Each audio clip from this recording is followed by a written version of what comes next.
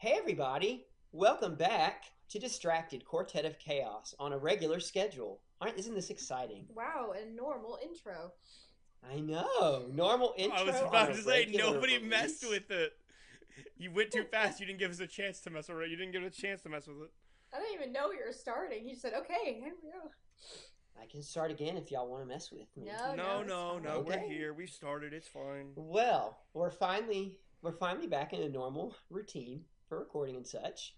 Um, and with that, we are happy to be bringing you another episode of Distracted Quartet of Chaos. I am Aaron, your hopefully humble host.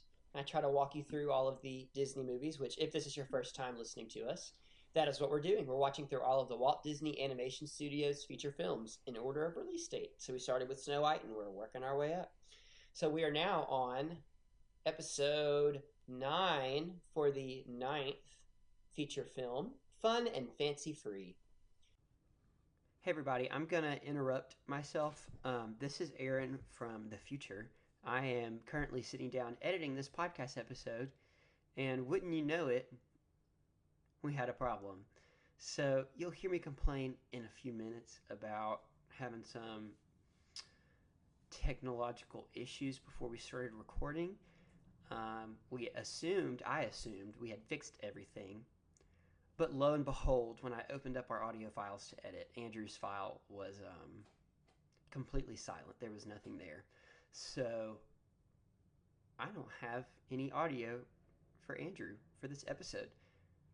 So if it sounds odd, if it is coming across as though there was supposed to be something there, or if I miss a question to Andrew to cut out and you hear someone ask Andrew a question and just silence, my bad.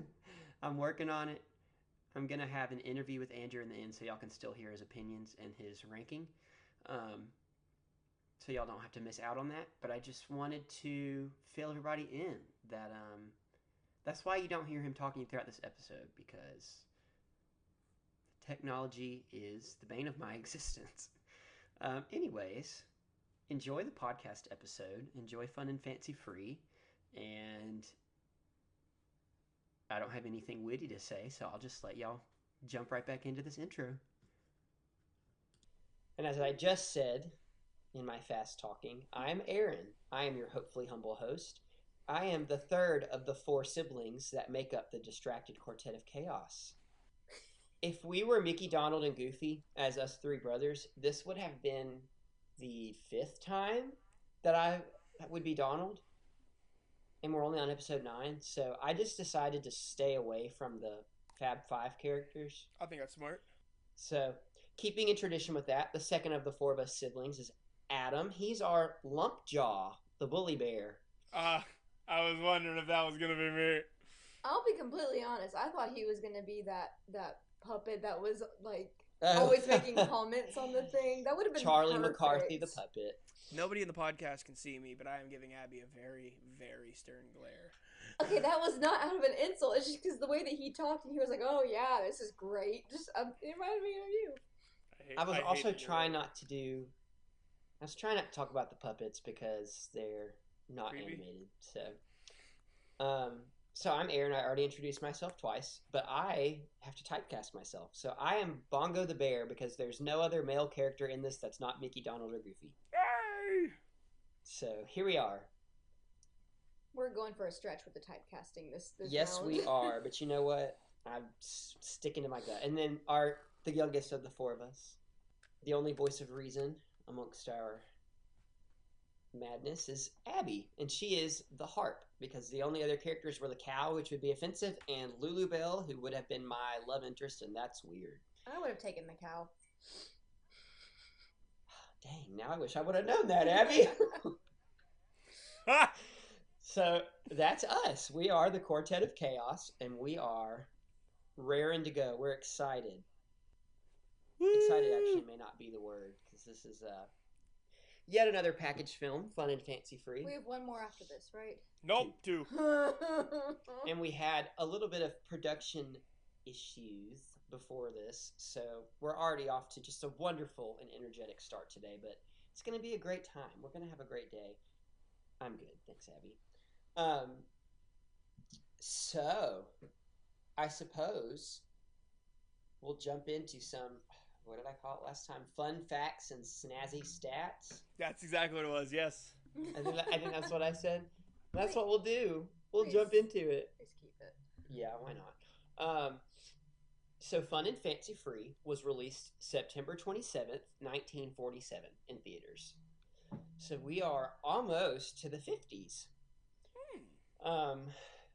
The box office, it brought in $3.165 million, and I could not find anywhere what the budget was. Fascinating.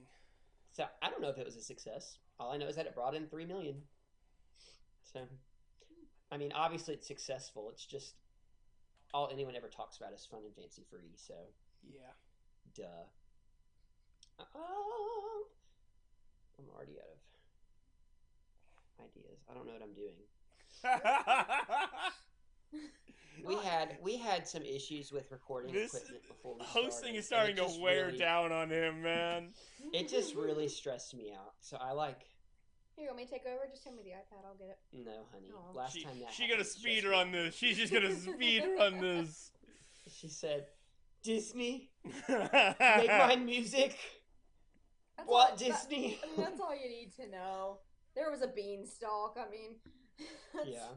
Okay, sorry. I just needed a minute because I just got stressed. So, our directors are Jack Kinney, Bill Roberts, and Hamilton Luske. All three of them were directors on Make Mine Music last time as well. And then we have William Morgan, who was the director for the live action stuff with Edgar Bergen. Music was by Oliver Wallace, Paul Smith, Elliot Daniel, and Charles Walcott. The producer is none other than Walt Disney. I mean, I am truly shocked and surprised.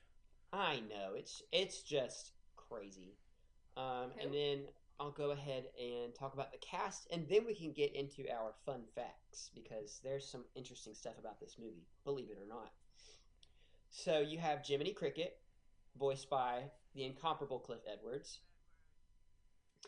You have Dinah Shore narrated the Bongo the Bear segment. So if you recognize that name, Dinah Shore, she sang one of the songs in Make Mine Music. Oh, okay. I don't remember which one. It may have been Two Silhouettes. And then you have Mickey, Donald, and Goofy, who are all voiced by their original voice actors. Walt voiced Mickey, Clarence Nash voiced Donald, and Pinto Colvig voiced Goofy. You have Willie the Giant, who was voiced by Billy Gilbert. And Billy Gilbert, we know him best as Sneezy in Snow White. Okay. He was in like everything from the early 1930s to like the beginning of the 50s. I thought He in I was everything. thinking Dopey for a second, and I'm like, oh, Dope. He had a voice actor. I mean, he technically did. I think Dopey did have a voice effect. 'Cause, I mean, like he actor. yelled at one point. Something like that. Oh, sorry. I just sniffled, and it made me think. If I sound weird to all you listeners, it's just because I have a head cold. So don't worry about it. I'm fine. As Abby glaringly scoots away from me. We have the Magic Harp, who is voiced by Anita Gordon, which she was a big name radio singer. And then you have the King's Men, who were the Happy Valley Crows and sang the Happy Valley song. And the King's Men sang one of the songs in Make Mine Music, and I mentioned on the last episode, they were the ones that sang the song of the Roustabouts in Dumbo. Right. And then you have Edgar Bergen with his puppets Charlie McCarthy and Mortimer Snerd. And he was a big name ventriloquist and comedian. I'm sorry. Did you say one of the puppets' names was Mortimer Snerd? Uh-huh. Mortimer Snerd. No further questions, Your Honor. So I actually read that Edgar Bergen was the inspiration for Jim Henson for the Muppets. because Okay. that was kind of one of the first instances that someone did ventriloquism with a puppet who was sitting in a different chair. You know Huh. what we now know as synonymously as the Muppet style started with Edgar Bergen. Um, he had his own TV show. It was called the Charlie McCarthy Show, so it was about the puppet. Um, he was big. He was big back then. And then you have Luana Patton, the little girl, who was also in Song of the South, and we'll see her once again in this next film that we're watching, Melody Time. So that's exciting. And then she was in a good bit of stuff when she grew up as well. And that is our cast. So now I can share lots of fun facts with you guys. So, our most fun fact. I thought you were about to be like, so, in next segment. I thought that was going to be it. No, I actually do have some cool stuff about this movie. Enlighten us. So the idea for a Mickey version of Jack and the Beanstalk was first pitched to Walt by Teehee. Yes. Yep. 2 in a row, By buddy. him. 2 in a row. Him and another animator pitched the idea to Walt, and he loved it so much that he was crying with joy, is what I read on Wikipedia. So, I mean, yeah. We love that. The two different shorts, Bongo and the Beanstalk shorts, were both intended to be their own individual full-length films. But because of the strike in 1941, and then the war, and then the propaganda films for the war, and then having no money after the war, all that, neither of them ended up getting finished. And so that's how they ended up in this package film. I do have a few more things that kind of explain some of that. I have to find them. So, Bongo the Bear was originally slated to be a sequel to Dumbo.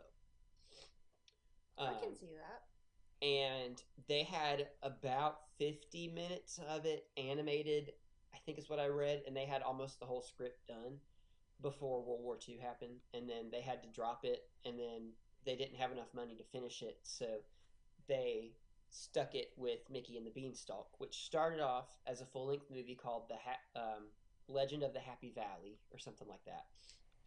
And Mickey and the Beanstalk had some really cool stuff in it. There was a couple different versions they'd worked through. Originally, there was a scene where Mickey sold the cow, and he sold it to Honest John Foulfellow from Pinocchio. That's kind of For the fun. Magic Beans. That's cool.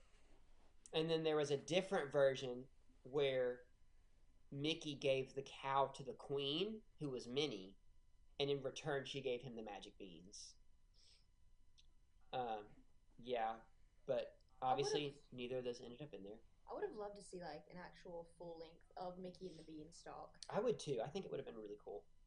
And then when they decided to put Mickey and the Beanstalk in a package film for money, originally they were going to pair it with The Wind in the Willows, which is the Mr. Toad story. Okay. And it was going to be called Two Fabulous Characters. But then they also had Bongo, and so they decided to pair Bongo and Mickey and make it fun and fancy free. And that's when they paired Mr. Toad with The Legend of Sleepy Hollow, and that was going to be called Two Fabulous Characters, but later got renamed to The Adventures of Ichabod and Mr. Toad. It's more catchy. Yeah, so that's kind of it's got an odd history. It went through a lot of different changes, and I have heard from a different podcast that there were different versions of the Mickey and the Beanstalk short that were released places because it would play on like Disney Channel or The Wonderful World of Disney, and there was one version that was narrated by Ludwig von Drake, and then maybe another one. So Mickey and the Beanstalk has been through quite a lot. Okay. It's been through quite a lot. And Mickey and the Beanstalk was the production first started the same time that they started The Sorcerer's Apprentice and The Brave Little Tailor, all around early 40s, because that was when Mickey had gotten less popular than Donald and Goofy and Looney Tunes characters and stuff like that. Like we talked about in Fantasia, why they put him in Fantasia was to increase popularity. So this movie, Fun and Fancy Free, is the last time that Walt Disney voiced Mickey Mouse. Because after this, he had so many projects going on, he was too busy to do it. So after this, the second guy ever credited to voice Mickey Mouse came in, and he was a sound effects engineer at the time. I think so. I'm not sure. I didn't care to research it that much. Oops. And let's see. Do I have any other fun facts for you today? So the opening song, I'm just a laid back fellow or whatever it was that Jiminy sang, was originally written for Pinocchio, but then it was cut from Pinocchio. Okay. But then they already had it written, so they said, well, let's just put it in here. And that concludes fun facts and snazzy stats, because that's all I have. All right. So, we jump into Fun and Fancy Free. Let's start with our childhood memories, which is almost nothing. We, as a family, I think we're aware of the existence of Mickey and the Beanstalk. We talked about it on the last episode about that commercial for, it was like mini Disney Legends or something that had Mickey and the Beanstalk on it as well. And I think that's really kind of our only knowledge of it, was that it existed, and that part of a commercial was Mickey saying, "Hey guys, I traded our cow for some magic beans." I guess that's kind of it for memories. So we can go ahead and get into our first impressions of the movie. Adam, we talked a little bit yesterday. You started to tell me about it, but I wanted to wait. So what was your first impression of the movie? This, in my opinion, is the most boring package film we've watched, and is very close to the most boring film we have watched for this podcast. I did not like this. Wow.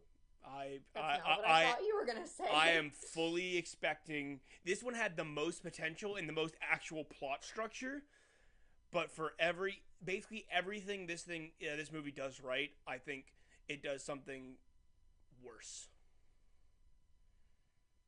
Wow. Well, I'm excited to hear more about that. And he's back. I was about to say, yeah, I will not be the wet blanket this one. I'm going to be the drenched blanket. Hey, everybody needs it. Everybody needs it. What about you, Abby? What about me? Overall thoughts? Is that what First impressions. Okay, and cool. we're already into Abby wasn't paying attention again, our favorite segment. No, I was. I just... Okay. I liked it better than some of the others. There were parts when I was kind of bored, I'll be honest, because I know me and you were watching it together, and there were times I was just like, okay, this has gone on long enough. Yeah. But I do like that it had more of a storyline than some of the previous ones. Some sequences I wasn't, or like the puppet part, I thought was kind of unnecessary. Like, if it's like, why put that in? But overall, it was okay. It was below my expectations. Have y'all seen? Like, well, I know y'all probably have seen, but you know how in like Mickey's Once Upon Christmas, stuff like that. It's you know, they tell 3 separate stories, and there's just like a slight bit of a transition between the 3. Mm-hmm. It feels like that's what they try to do with these package films, instead of it being like one whole film. It's like, okay, here's a clip, and then here's another clip, and then here's another clip. Because that's just how it felt with like the Jiminy Cricket sequences, which I did like those. But when, you know, he, you know, just was the in-between. Yeah. That didn't I make think sense, this one, but I get it definitely tried to do, it had the best setup in my opinion. Best setup is a strong word. It had the best chance of feeling like an anthology, and like this is just a series of short films that we're gonna play back to back, I just think that they the short films were not good. Well, one of them was not good, and the other was actively sabotaging itself. I'm so not following. Y'all are gonna have to. Yeah, no, trust me, you will hear my opinions. Because I know I'm kind of already out of it today between my head cold and my frustration with technology, but yeah, y'all are gonna have to keep me updated. We'll just let you be blissfully ignorant. You know, ignorance is bliss, Abby. You're right. So I guess we'll go ahead and walk through the movie. I'm hoping to get through it fairly quickly because we want to be done. All right. I am not feeling good, and I don't want to have to keep talking about Bongo the Bear for 2 hours.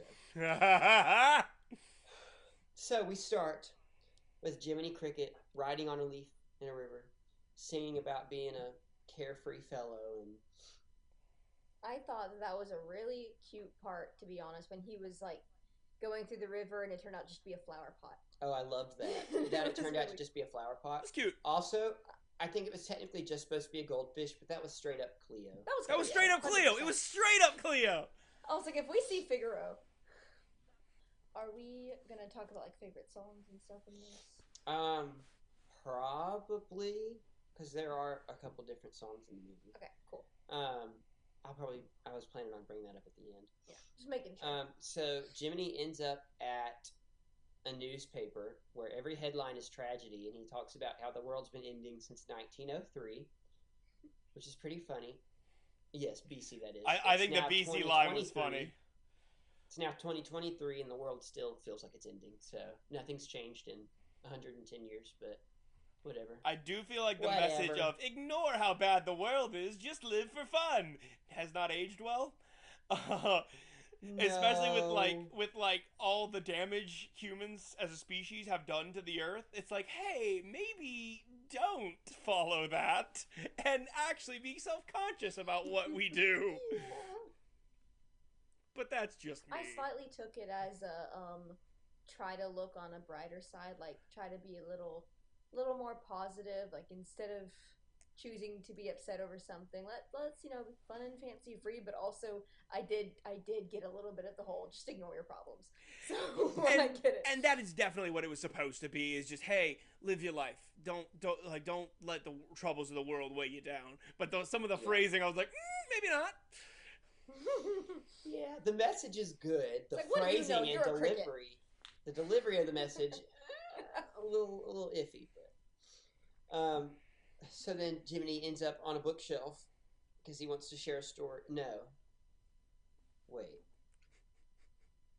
Good, you don't remember it either. I remember there was a doll, a bear, and a record. That's yes, and then from there I got nothing. He was on the bookshelf first because all of the books were like negative things or something. I think so, yeah. One of them was, we pointed it out. There were a couple clever, It was clever wordplay. Yeah. One of them was like the science of melancholy or something. Yeah. That one I kind of liked. I thought that was kind of fun. It was pretty clever. Exactly. So he ends up in a bedroom because of the cat, because he was running from the cat, and he slides under a door, and there's a doll and a bear, and he talks to them, and ends up finding a record, a storybook record of Bongo the Bear, told by Dinah Shore. So he puts it on, and then we enter the world of Bongo the Bear. Here we go. Going into Bongo. Okay, I actually forgot to mention this. Bongo is based off of a children's story called Little Bear Bongo by Sinclair Lewis. Okay. So going into a children's story, which a lot of children's stories rhyme, it worked. I thought it was thematic, and the rhyming doesn't carry over in the in-between segment with Edgar Bergen and Lana Patton. So I think it works as the intro to Bongo. Yeah, that would have been painful. I had no issues with it. Yeah, I overall didn't care about it that much. It didn't bother me, but it wasn't like, yeah, that's the good stuff. So I was like, yeah, neat. Yeah. So then we jump into Bongo itself. And Bongo is a circus bear who rides a unicycle and juggles, and rides a unicycle while juggling over a tightrope. and dives into a sponge. Which I'm glad they don't show us the science of how that works. I would rather let that be cartoon logic. Yeah, that's one of those like I'm like, cool, wet sponge, why not? Moving on. But when Bongo's not on stage, the circus workers aren't the kindest to him. They're a little rough with him, a little mean. And so this is I think Lil's a little bit of an understatement. Yeah, no, that I was just trying to be kind.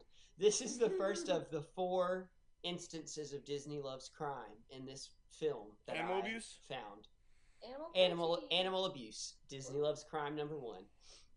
And one visual gag that I liked that kind of added to the cruelty of him is whenever he was laying down in his cart and the light from the window with the bars came over onto his clothes. It looked like he was wearing prison clothes.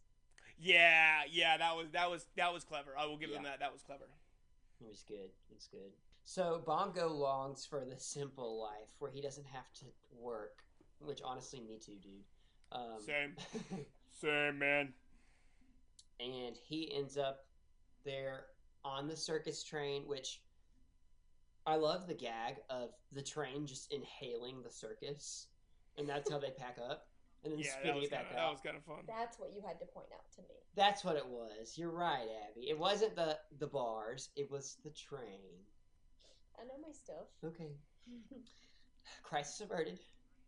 Good point. So, Right. anyways, we see Bongo laying in his bed on the train, and he hears the wilderness calling out to him in the voice of himself, saying, Bongo.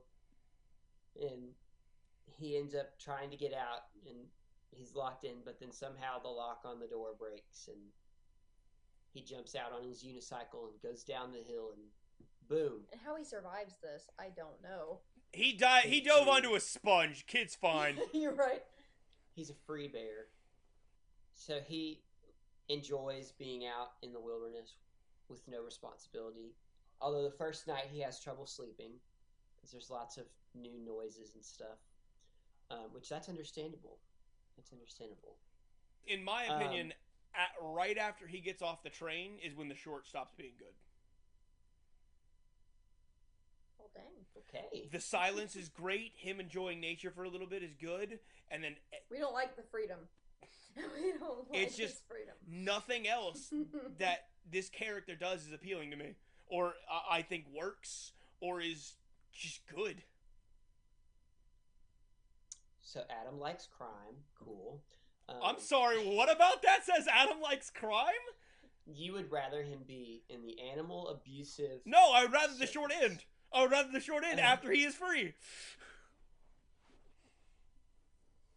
I respect that. I suppose that's understandable. But then where would all the fun of domestic abuse be? In Make Mine Music. Next question. Oh, heck. my You right? Anyway. That was good, Adam. So, Bongo explores nature for a long time. And then he ends up seeing Lulubelle, the female bear, and he is immediately in love with her because it's Disney. I mean... This love song went on too long. Exactly. And there was a love song. And It went on so long. Also, this was like 25 to 30 minutes into the short, right? No, this was probably 15. 15? The short Okay. is about 30 minutes long. Okay. I completely misjudged the length of this in general. And, But regardless, that's about halfway through, and then he's actually meeting other characters and doing the rest of the plot. Yeah. It was definitely long. I didn't hate it. Like, as far as Love Daydreams go, I liked the style. I liked that they were falling in the clouds together. It was just long. I really wanted to like this section because it was cute, and the art style, like you said, was like the frame and style of it was good. It just, everything about it bothered me. It was too long.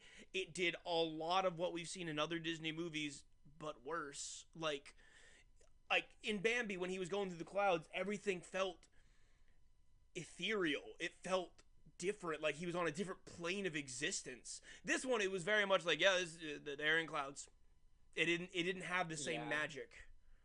I would have rather it been more like the end of Sleeping Beauty, where they're dancing in the ballroom and then it transitions and all of a sudden they're dancing in the clouds because they're just so in love.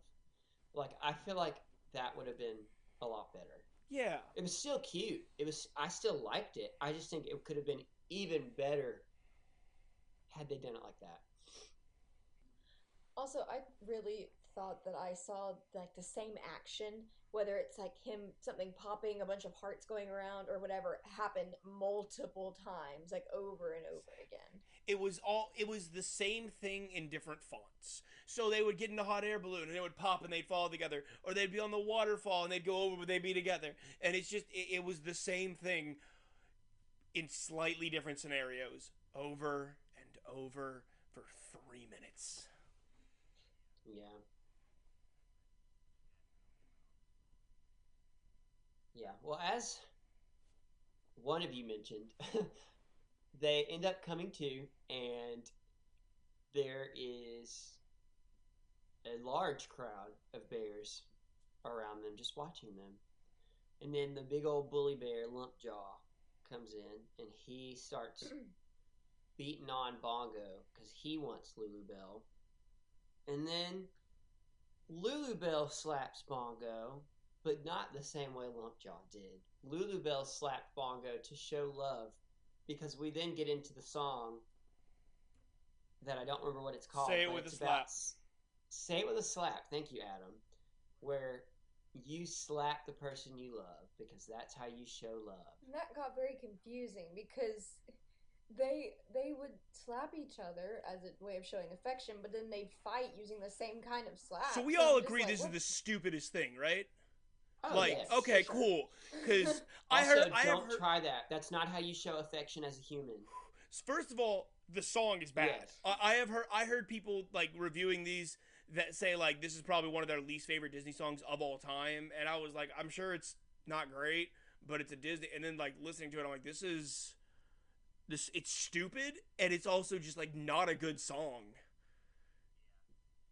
It. Yeah. I hated every second of this song that went on for another 2 minutes. There were some really fun parts of the fight, I will say. Like there were some genuinely entertaining moments that happened, but at one point I looked over at Aaron and I said, "This is the longest fight sequence Thank I have ever seen." you. It went on entirely too long, and when I thought it was done, suddenly they're going over a waterfall and It's doing all phase this other 2 of stuff. the And I'm like, fight. they should have just ended this. Why is he not going down? Why is he still trying? Why is this movie still happening? Yeah, no, I think the first minute of the fight, I agree. He was fighting him, and in a fun way, a way that like only a circus bear could. He's using the unicycle to run around and great. Also, Bongo straight up was like lifting tons when he was in the circus. Other bears should have been bodied. Other bears should have been just like one hand thrown over the cliff. They shouldn't have been a fight, but I'm like, I'm willing to, all right, cool, movie's gotta happen, whatever. And it said he was the #1 jujitsu bear. He was jujitsu and he was fighting with it! Who cares? Why didn't he use jujitsu on the other bear? That's what I'm saying. Because it goes against the rules of the forest, Adam. He's using a unicycle! I have deforestation written down from that. So. That's a hidden bonus one because the other two are in Mickey and the Beanstalk. So we'll say Disney Loves Crime number 2.5. 2.5 dream drop distance, got it. I hate you, Adam. I know. Anyways, so long story short, Bongo ends up defeating Lumpjaw, sending him down the river, and with Lulu Bell, and they live happily ever after as a cutie little bear couple. And Bongo used to be represented in the Disney parks. Really? Bongo and Lulu Bell used to be meet and greet characters that would walk around semi-frequently up until the mid-90s. I get why they took them out. They stopped using them then, but there have been minor references to Bongo in like pins and merch and stuff since then. I remember when we were there last year, I saw a Bongo ornament um, Okay. in one of the stores. So there's still very sparse references to Bongo in merchandise, but no references in the park itself. Um, there was a restaurant called Bongo Cuban Cuisine, but I don't think that was in reference to Bongo the bear. Oh, okay. It was in Disney Springs, so I don't think it's the Probably same. So then Jiminy finishes this record, and as he's leaving, he sees a party invitation, and he says, "Well, I don't need to read that. That's not my property." And then he reads it anyways, because Jiminy's such a good conscience. We already talked about it. What was that? So then he goes to the Is that a crime? Disney loves crime, reading other people's mail. 2.75 mail fraud. Disney loves crime 2.75. I gotta keep my Kingdom Hearts jokes to myself. I keep being made aware of crimes that I missed. So that's Final chapter prologue. Adam. So Jiminy ends up in. It's 2.75. What was it? Final prologue or something. Hey, I mean, that's what is it, like, the segue of the Kingdom Keepers segments we have? Not Kingdom Keepers, I'm an idiot. Kingdom Hearts? Yeah. The Tales from Traverse Town, which I guess I can go ahead. Abby. Are there tall tales from Traverse Town, Adam? The only tall tales from Traverse Town there are 2.75 a fragmentary passage. No, there is nothing. I scoured. There's nothing. There may be a very, very hidden Mickey and the Beanstalk. There may be a Beanstalk somewhere, but I don't. Is Willie the Giant present? I can't find anything about Willie the Giant in there. I'll keep looking in a second, but as of right now, no, there was nothing. I know there's absolutely no Bongo the Bear, but He just seems like Willie seems like the kind of character that would have a reference in Kingdom Hearts. It just feels like that's something they would stick in there somewhere. At least we know Mickey, Donald, and Goofy are in it. Well, yeah. So as I've said about 4 times now, but it goes. You have to say it. Jiminy Cricket ends up at the most strange birthday party on Earth. It is this little girl, Luana Patton's birthday party, and the only person there is Edgar Bergen and his 2 puppets. Like, who in their right mind would say, "Okay, baby, we're gonna throw your birthday party, but all you can have is Uncle Edgar and his weird puppets." And her parents aren't even there. It's just so odd. Yeah, I think it'll be best to just say as little. No, I don't is the problem. It's just, what is happening? What is this framing device? To just move on from this part, any parts related to that, just we can say it could be a bedtime story, and it works. Imagine this is a bedtime story. Then nobody else there. It makes sense. It's the dad and the daughter. He's telling her a story. There are no puppets. They're so actively sabotaging. This is what I was talking about. Spoilers mildly, when the puppets keep interjecting into the actual story and start drawing you out so they can have a funny little joke, it is actively sabotaging the short. Because every time the puppets talk or it brings it out for the puppets, it brings it down, in my opinion. I agree. There was like 1 or 2 things that he said that I thought was like kind of funny, but not with how much it. I agree. There was like 1 wordplay. There were a few jokes that he made that I thought was kind of funny, like Abby said. But in defense of this, which it's hard for me to defend this because it's weird. In defense of the puppets, Edgar Bergen was a big name comedian at the time, and they wanted a big name comedian to be a part of this, and that is the defense, is that he was a big name, and that's all I'm going to say. No, absolutely no. He wasn't. He wasn't He- that great of a ventriloquist. He wasn't that great of a I saw his comedian. mouth moving. And also, He just was a because. radio ventriloquist. Oh, what? He was a radio actor. So he did radio ventriloquism where he would play all these different characters by having these really different voices on the radio. I was about to say that's a voice actor! It reminds me. Then they should have used that and not the ventriloquism. Like, they could have used his skill with the voice acting in a different way without the use of puppets or ventriloquism. And it would have worked well. Had he voiced all the characters outside of the main trio and it just been different voices that he was doing, beautiful. I would have loved that. But it gives the energy of, like, in an animated movie where you can tell they brought in a comic relief character or some character and their voice is very clearly just a celebrity and they are there because they are a celebrity and they are the only one who it's like, you're doing bad. This is not a good voice performance.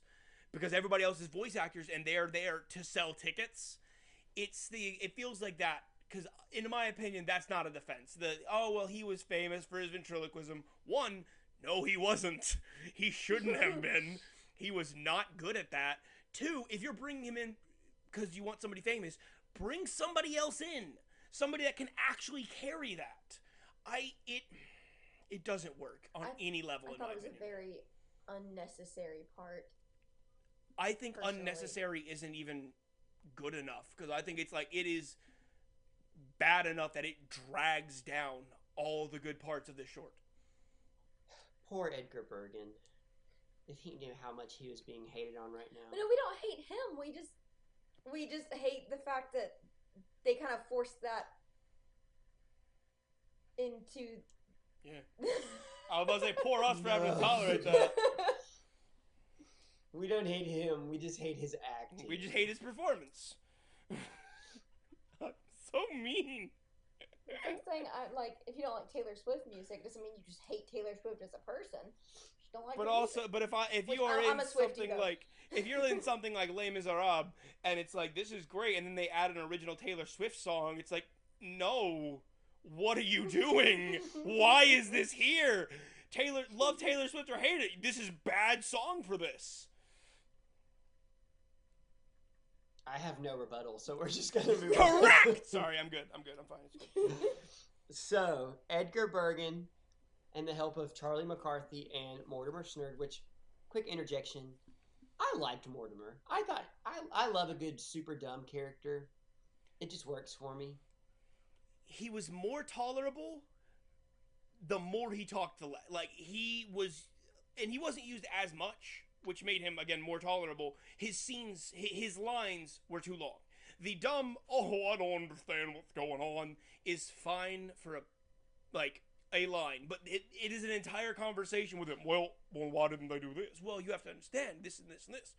So then they didn't get to do this? No, so because of this. Well, that's not fun. It's like, yes, thank you. We've established that. Moving on! You should be in a package film. You just did it perfectly. I know I did. I could do this.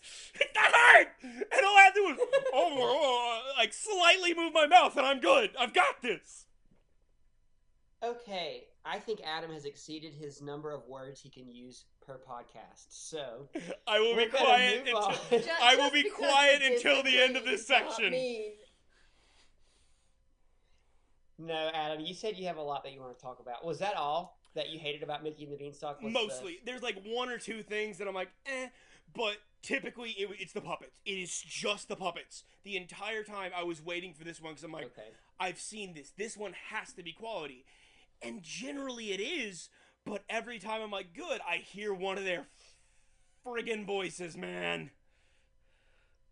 I bet the Ludwig von Drake narration is the I am superior one. actively curious, and I may look that up just to see how much it saves it. Yeah. Well, let's try to not talk about the puppets Right. we talk about the short, just because we've already digressed enough. Yeah. And I don't like opening old wounds. So Aaron's just hurt because we're right.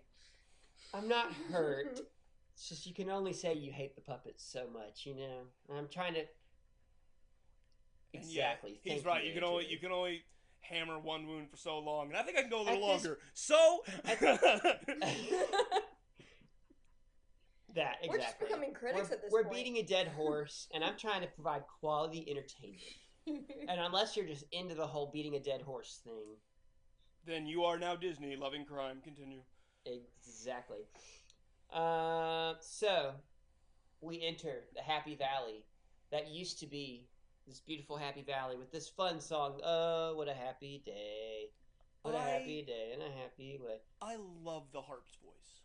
It is. I She do is too. a very. It She has a Dinah great Dinosaur. beautiful. No, Dinah Shore did the narration for Bongo. Oh, I thought This it was the same. Anita Gordon. Has she sung before? Words. Did she do any other previous Disney films? Oh, I see we're returning back to Abby wasn't paying attention. Yeah, for sure. She was a big name radio singer at the time. Well, I knew that, but I wasn't sure if she was in. I would have told you. Wouldn't I? I don't need you to. Just okay. I liked her voice too. Okay. It was very soothing and pleasant. I mean, I know I'm not the best at research, but I try to be thorough. Continuing on. Sorry. So she sings that lovely song, and I love it, and she's catchy. And then she gets stolen.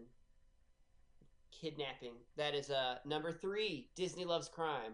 Kidnapping. Straight up kidnapping. Straight up. We just need to start selling merch. Disney loves crime. I mean, with how I'm much sure we've we will been- be eventually.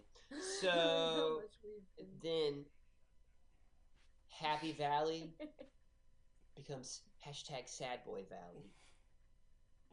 Because there's no more crops. Because He the said, harp's "What voice, was it? What was that? This was the only joke of his that I loved."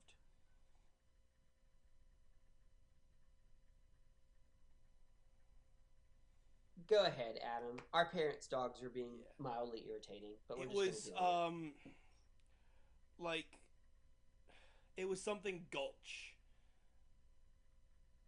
it. Oh,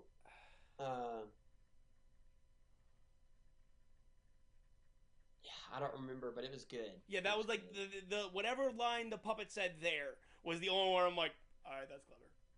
That's kind of clever. I don't remember what he said, but it was good. Mm-hmm. It was good.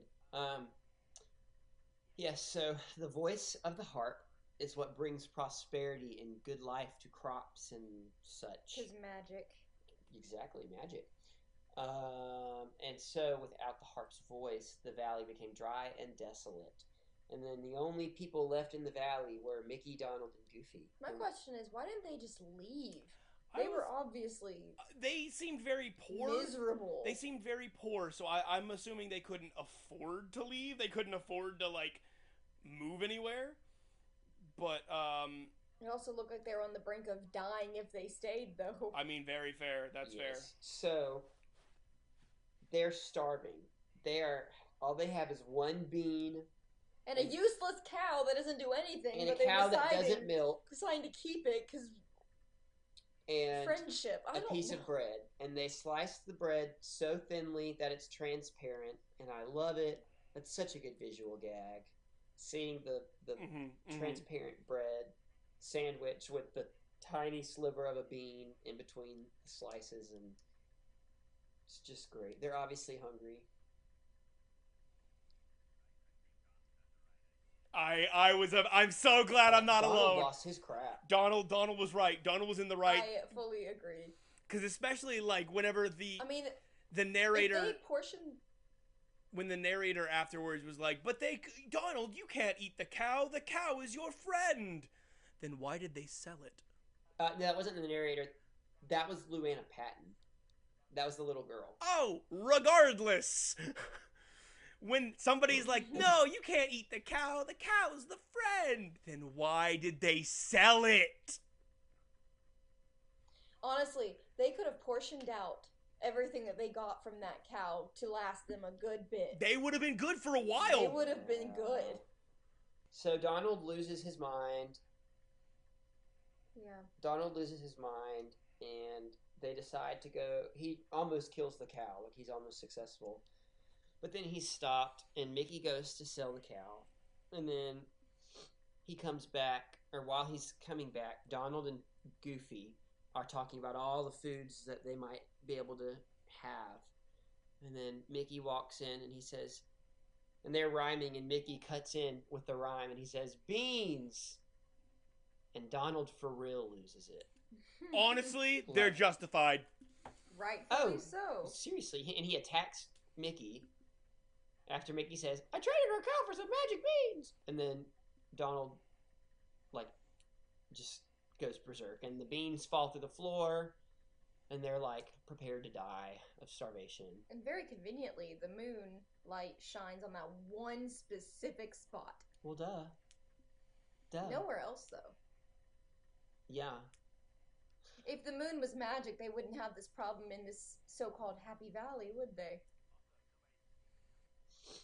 And then the beanstalk grows, and I loved all the visual gags of them falling around the beanstalk while they're asleep. This was I classic, like so Disney well. cartoons. Classic. I liked this. This was good.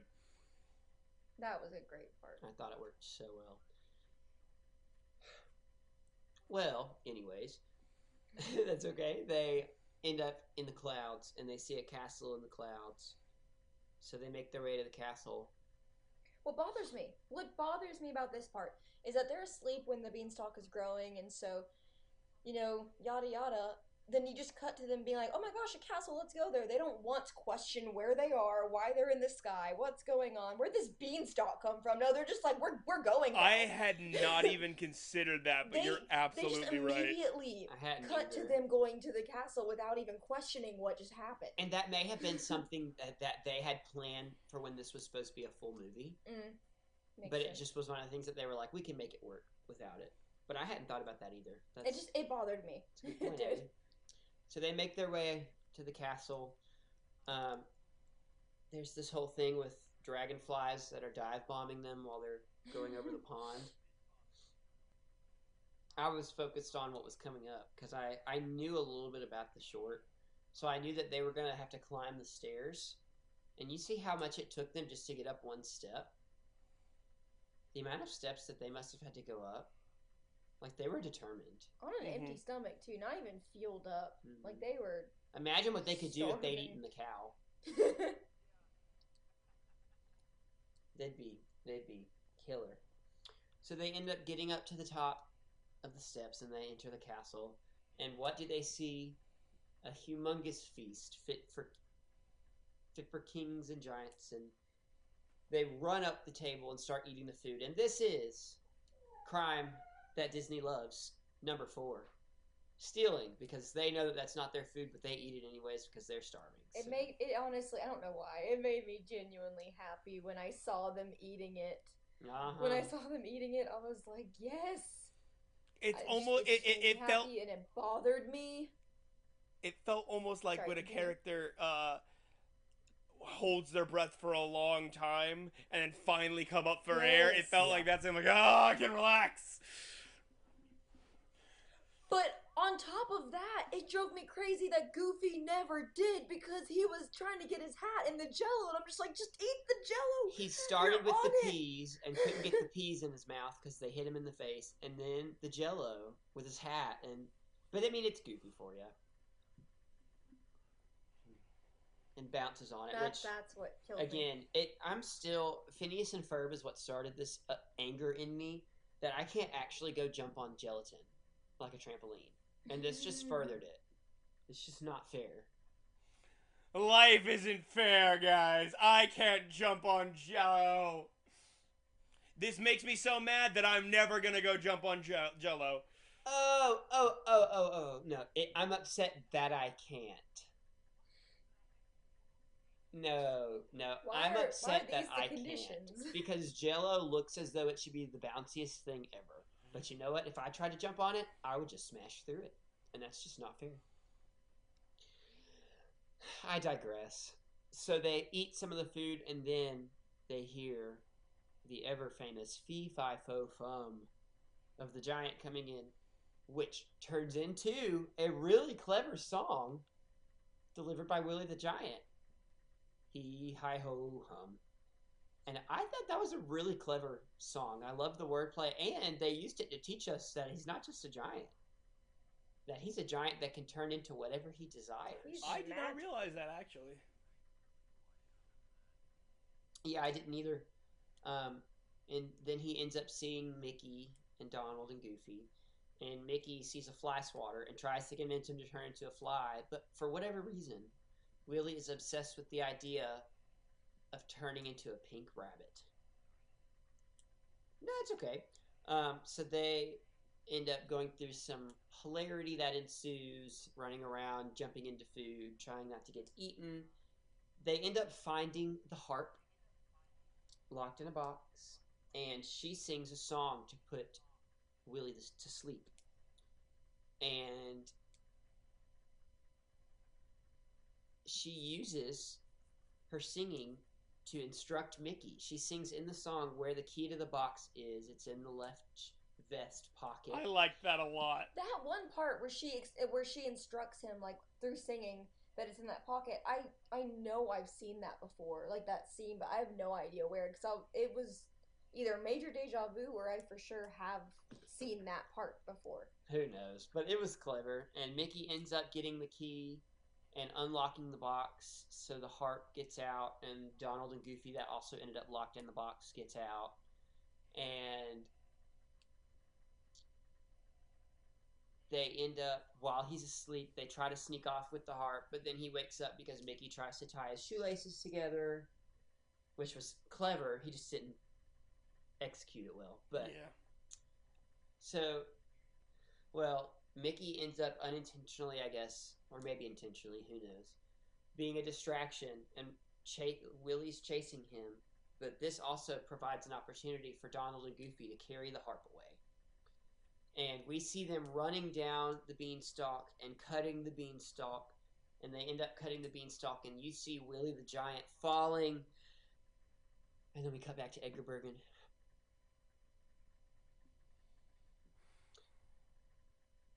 That's all we need to say. And that's kind of it. And then one of the puppets is sad because he thinks that the giant's dead, and he has to say, well, the giant's just a figment. It's just a figment of your imagination. What was with that part? Like, it's like I don't get he's it. so sad, but like the giant's there. Well, you don't understand. The giant is. It was. Yeah, so... because then the ceiling lifts up and you see Willie, and he asks where even, Mickey is. That wasn't even funny. Instead of seeing a mouse.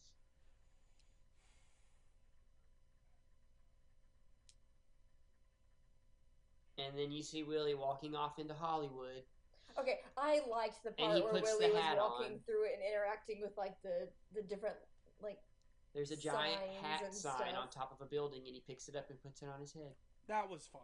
That was fine, but other than that, no. And that, my friends, is fun and fancy free. Before we finish talking about anything, Mickey and the Beanstalk representation in the parks. Mm-hmm.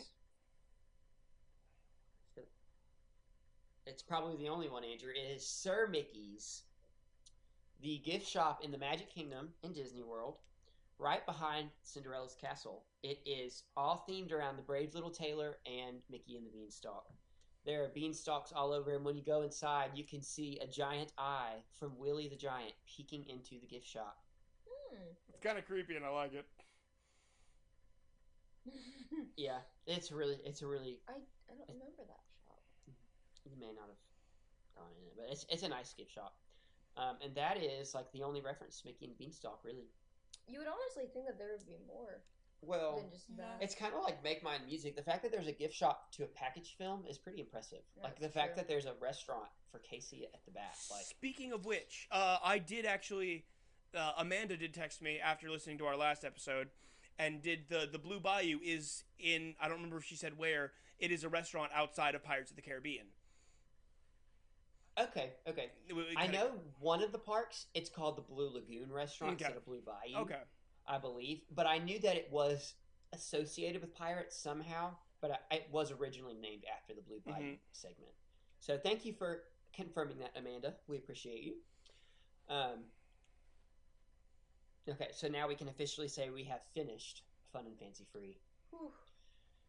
Oh, 4 package films down, 2 to go. The next one's We're Ichabod and 2/3 of Mr. the way Toad, through. right? No, that's the last one. Okay, well, at least they're saving the Um, best for last, because I feel like that one is going to be the best one. Yep. So let's go ahead and talk about some favorites. What were each of y'all's favorite characters? Who do you want to start with? I don't care. Whoever. I'll go. The harp. The harp for me. I liked the harp.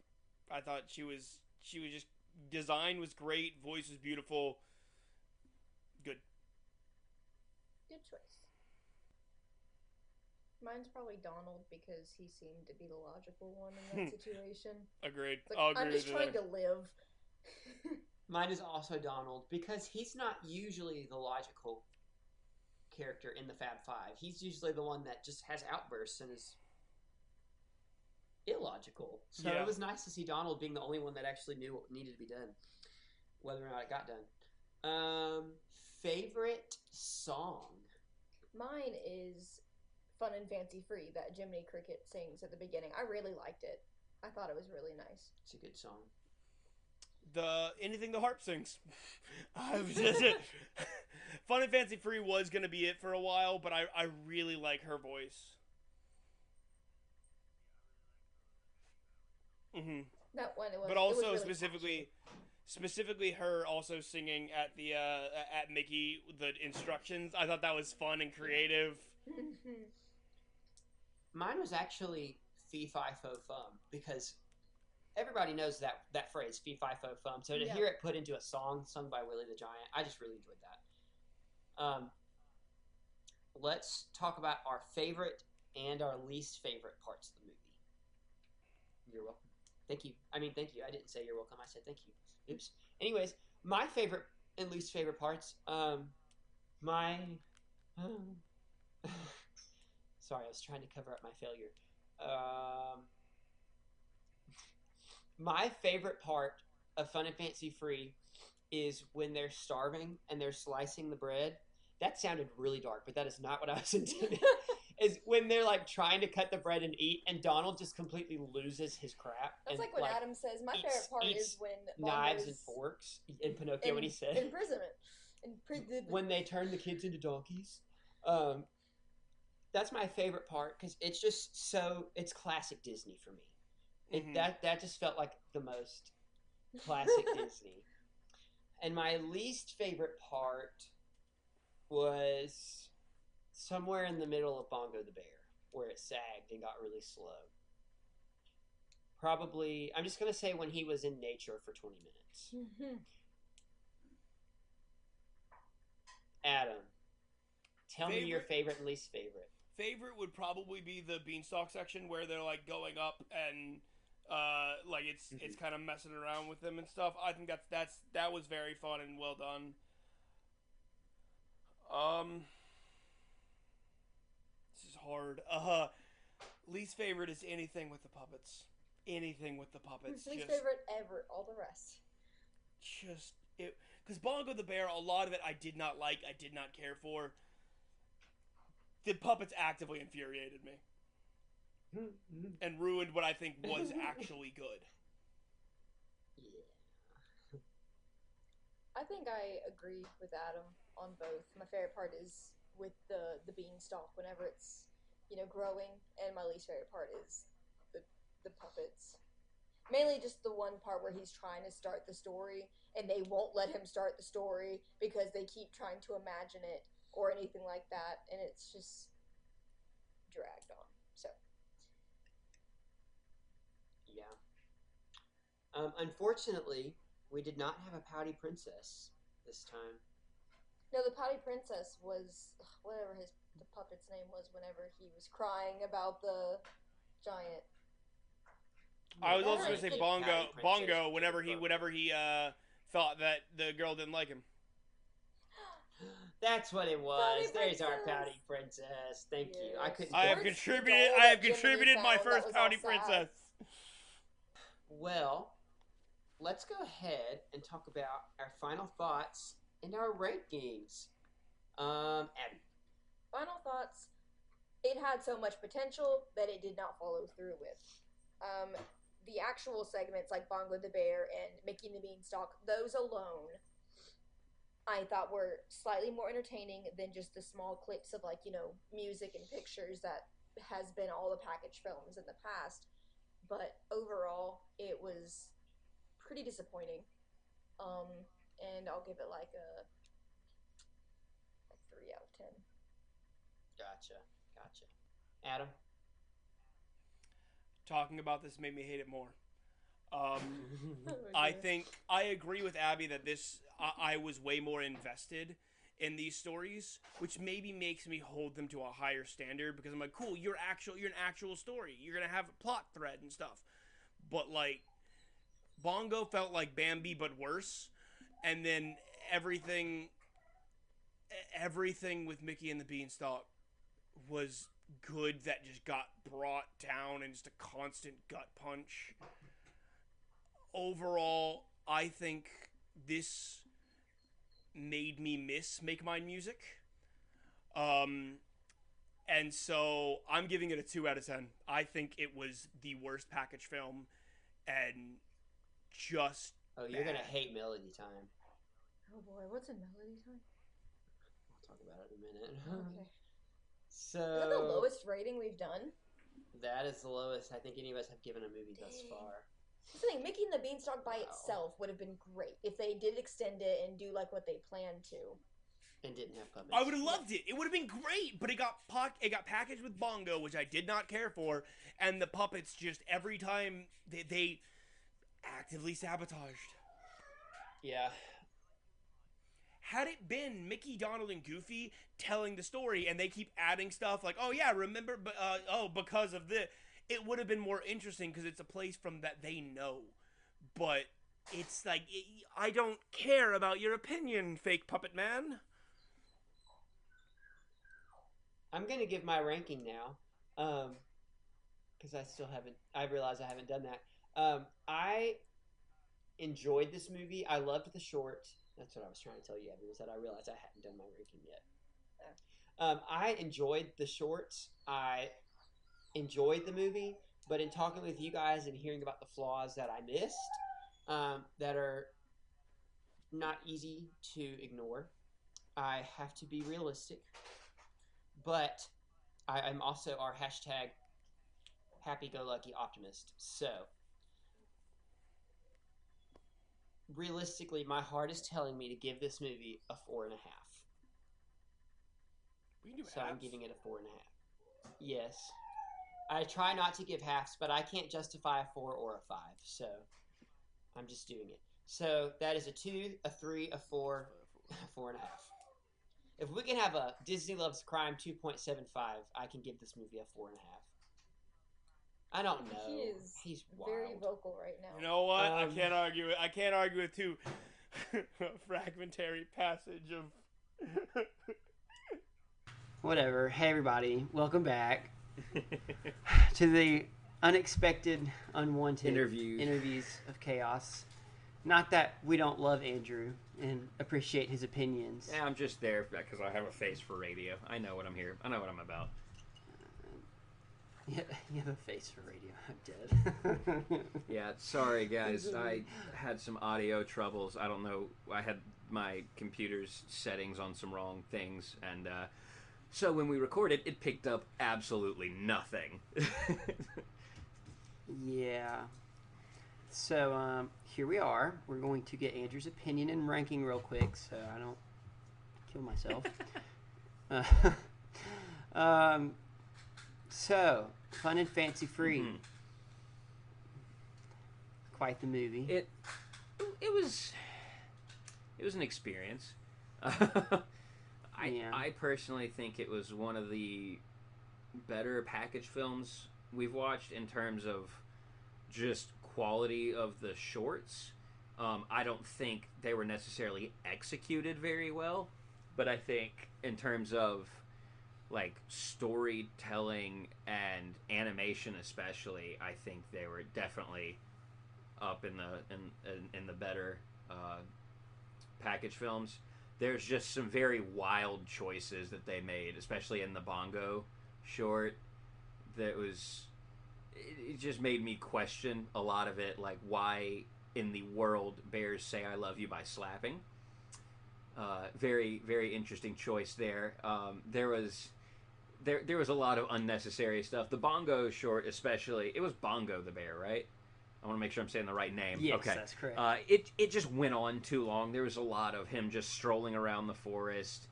And then the fighting the what was it, Lumpjaw? That just it was fine. It just went on for way too long.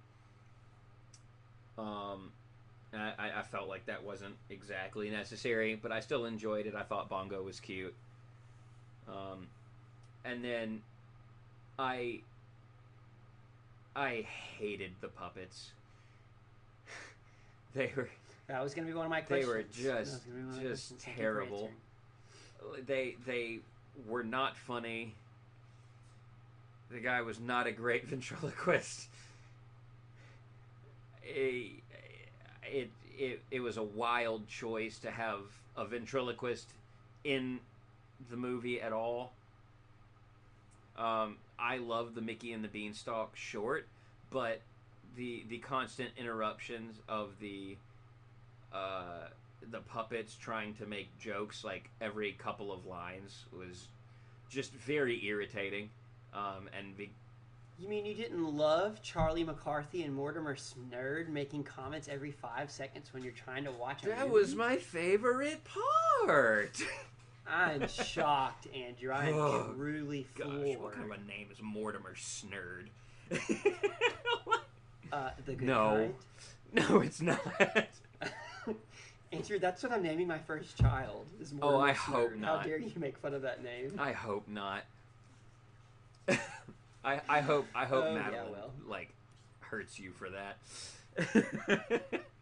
She probably will. Aside from the puppets, what did you think of the actual Mickey and the Beanstalk? I love it. I've always liked the Jack and the Beanstalk story. It's always, it's a classic, fairy tale. And I think putting Mickey, Donald, and Goofy in the story as 3 different Jacks, essentially, was great. Because it has been proven time and time again that Mickey, Donald, and Goofy work together. You especially when you write it right, because they have different like personalities to them. You can put them together and have some really fun and chaotic circumstances. And I am just a sucker for that. I love Mickey and Donald and Goofy together. So I think it works really well.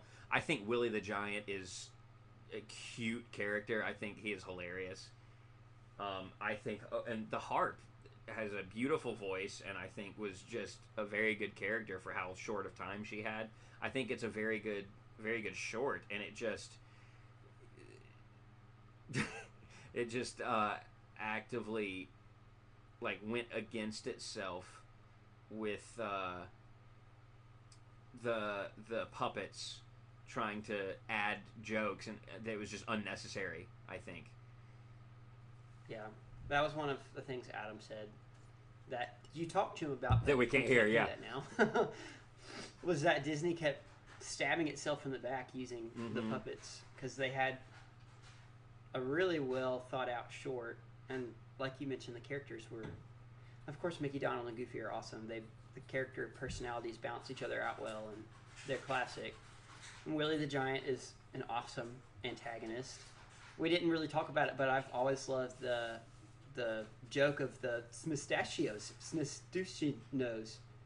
yogurt, because they reused that in Mickey's Christmas Carol as well. I forgot they reused that in there. Like I've always loved that joke.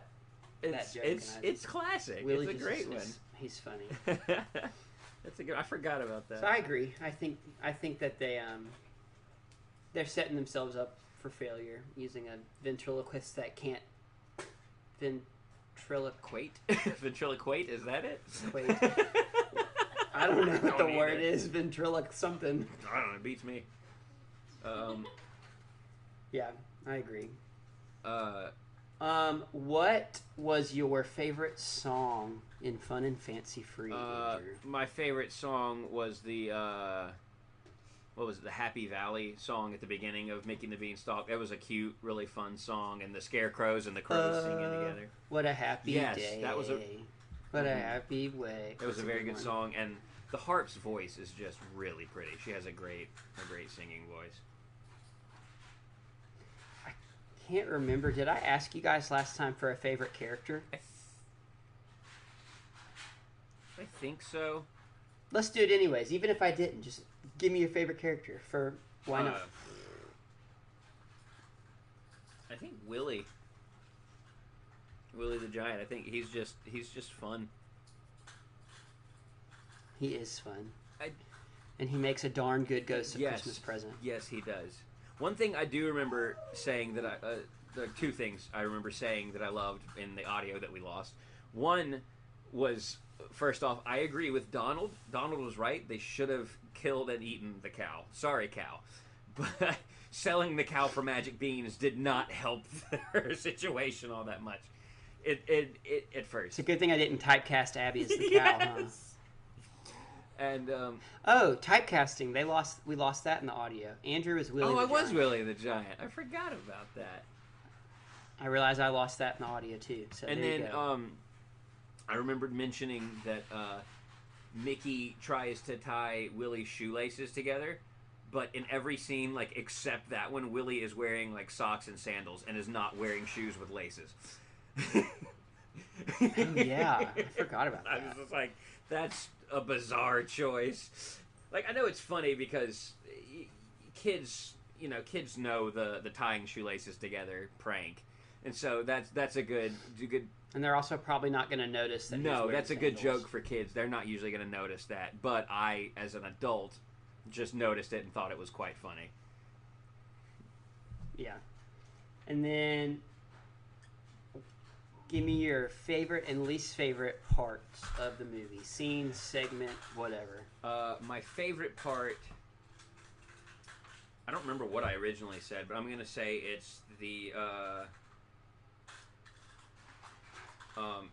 beanstalk scene with Mickey and Donald and Goofy, like, asleep, falling through things and everything. It's really fun, and then I'm going to follow that up with the when they get to...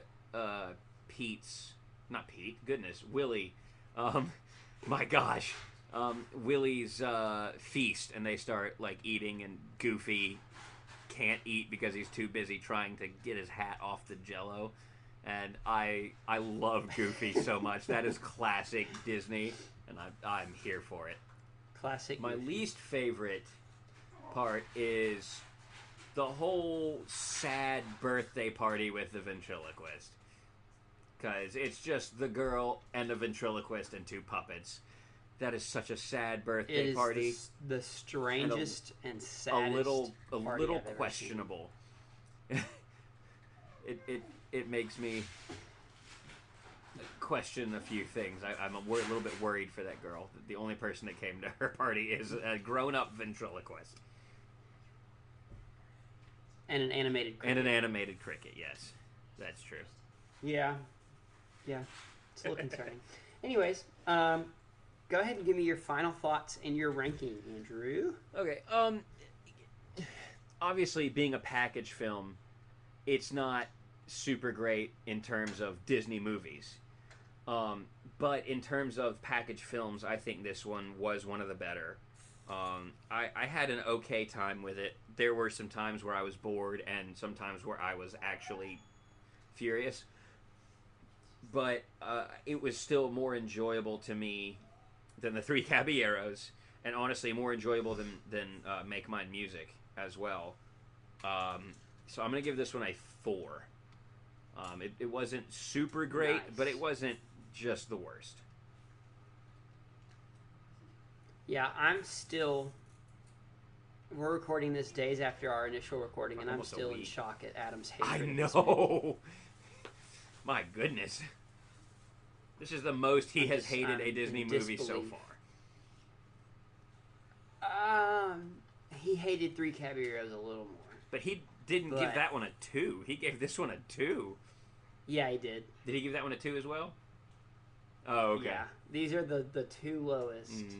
scored movies, and both because of It's a big part of it. But I mean, wet blanket's got to be wet. So. Very true. Well, anyways, thanks, Andrew, for hopping on for another No problem. recording. Again. Sorry about the. Yeah, I was gonna say sorry about my settings problems, but I got them fixed.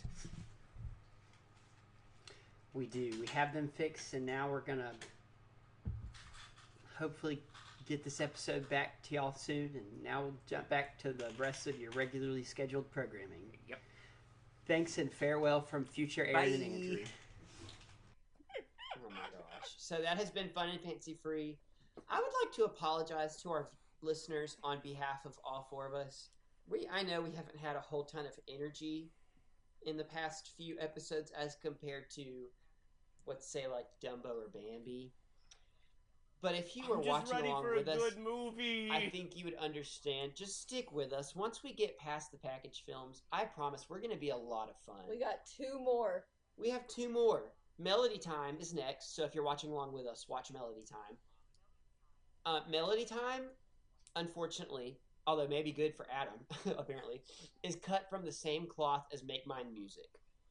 So it is another like musical anthology type deal where it's Last different. One, though. It's, I think, 7 shorts. It is what I've come to expect from the package films. Yeah, but it's on Disney Plus. It is what I've come to expect from the package films. And then Ichabod and Mr. Toad. Ichabod and Mr. I think Toad. I have the highest hopes for that. It is. I love Same. Ichabod and Mr. Toad personally. It is very similar to Fun and Fancy Free in the style that it's only 2 shorts that are both half an hour. I almost called Fun and Fancy Free Live, Laugh, Love. Oh my gosh. Adam, that's hilarious. There was no live, laugh, loving I in request death. But Ichabod and Mr. Toad doesn't have puppets in it, so I think it'll be leagues better than Fun and Fancy Free. Anyways, so if you're watching along with us, next is Melody Time. Next is Melody Time. So watch with us. We have an email address. We don't have any emails to read today, but if you would like to send us an email, we would be very, very excited to hear from you. Any questions you have, any stories you have, whatever. We would love to read them on the podcast. Our email address is distractedqoc@gmail.com. QOC as in Quartet of Chaos. All lowercase, no spaces. Please, please, please leave us a review and a rating and like and whatever. Wherever you're listening to our podcast, you can rate it. But if you would like to go to iTunes, Apple Podcast, and leave us a written review, you can do that. We would also love to read those on the podcast. So let us know what you think, any questions you have, anything you want to know, anything you want to say. We'd love to hear from you. We are happy to hear from our listeners, our fans, our friends. But I digress. This has been Fun and Fancy Free. We are happy to be back on our regular schedule, so we will be done with the package films soon. Hopefully. So, thanks for joining us. I hope so. Thank you 3 for joining me. I know that this has been tough mentally to get through the package film, so I appreciate y'all's determination. On behalf of myself, Adam, Andrew, and Abby, I would like to say thanks for listening. We can't wait to hear from you, and we can't wait to send you guys a new episode soon. Try not to get too distracted. We probably will, and we will catch you guys on the next one. Bye. Bye. The Distracted Podcast is inspired by Disorder Every Disney Film, which is a part of the Real Fans for Real Movies Network. However, we are not affiliated with this network. We simply liked the idea. Distracted Quartet of Chaos is not affiliated with the Walt Disney Company, and our opinions should not be associated as such.